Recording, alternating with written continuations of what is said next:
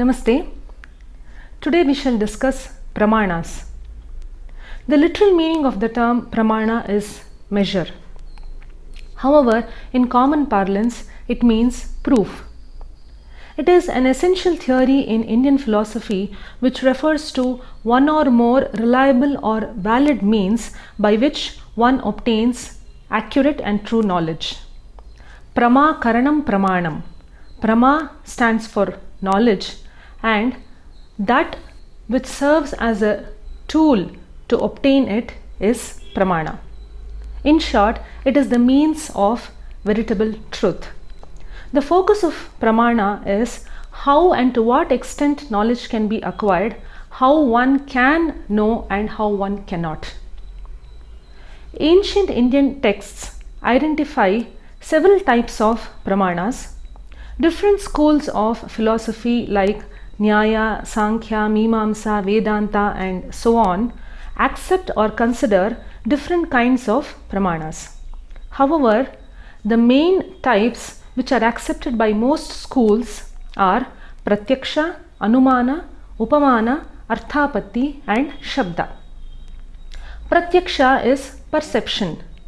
It literally means that which is before one's eyes.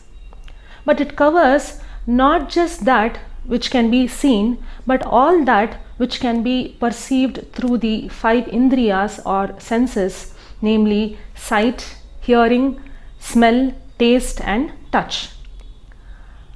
How can I say that this chair exists? Because I can see it right in front of my eyes. How can I say that somebody is singing or playing music even though I cannot see it? Because I can hear the music.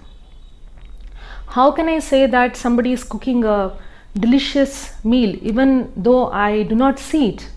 It's because I can smell the aroma. How can I say that something is sweet or bitter? Because I can taste it. And how can I say that an ant is crawling on my feet even before seeing it? It's because I can feel it on my skin. So it is direct perception. Anything that I directly perceive with the help of my indriyas or senses is pratyaksha. Anumana is inference. It is drawing conclusions from available information by using paramarsha or logical reasoning. It serves as an useful means of knowledge when something is not available to pratyaksha. For instance, I see smoke coming out from a nearby hill. Looking at the smoke, I infer that there is fire, even though I cannot see the fire directly. How can I say that? Based on my previous experiences, I might have seen in the kitchen or elsewhere that whenever fire is lit, smoke comes out of it. So, if there is smoke, there has to be fire. So, I use the same logic and apply it here. I see only the smoke, but by looking at the smoke, I conclude or I infer that there is fire, and that is Anumana. Upamana is analogy, which enables one to infer the knowledge of a particular thing by its analogy to another thing. For example, let's say I have not seen the musical instrument Pakavaj, but I have heard from people that it is very similar to the Mridangam. Now I see this instrument Pakavaj. Nobody tells me it is Pakavaj, but it looks very much like the Mridangam, but it is not the Mridangam. I know what a Mridangam is. So it is not the Mridangam, but it is very similar to the Mridangam in many aspects. It resembles or it looks like the Mridangam. So based on what I have heard, I conclude that this must be Pakavaj, because I have heard people say that Pakavaj resembles the Mridangam. So this is Upamana. Arthapatti is presumption or postulation. It applies to common sense. I see a book kept in this room now, and half an hour later I see the same book in the adjacent room.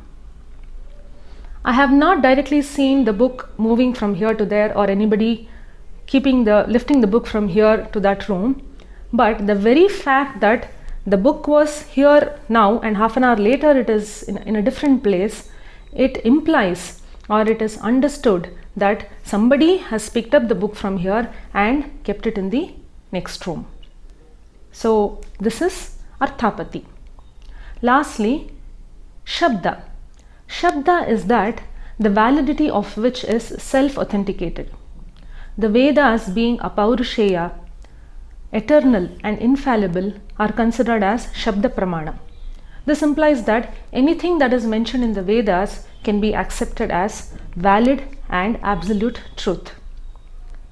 Many other types of Pramanas, which are slight variations or subtypes of one of the above main Pramanas, like Anupalabdhi, Sambhava, Aitihya, Aptavakya, and so on, are discussed in our texts. The West studied this very ancient theory of Indian philosophy and developed what they call as epistemology. Friends, I am sure you're all eager to know more of such awe-inspiring aspects of our intellectual tradition. Please do subscribe to my channel and stay tuned for more videos. Namaste, Shubhamastu.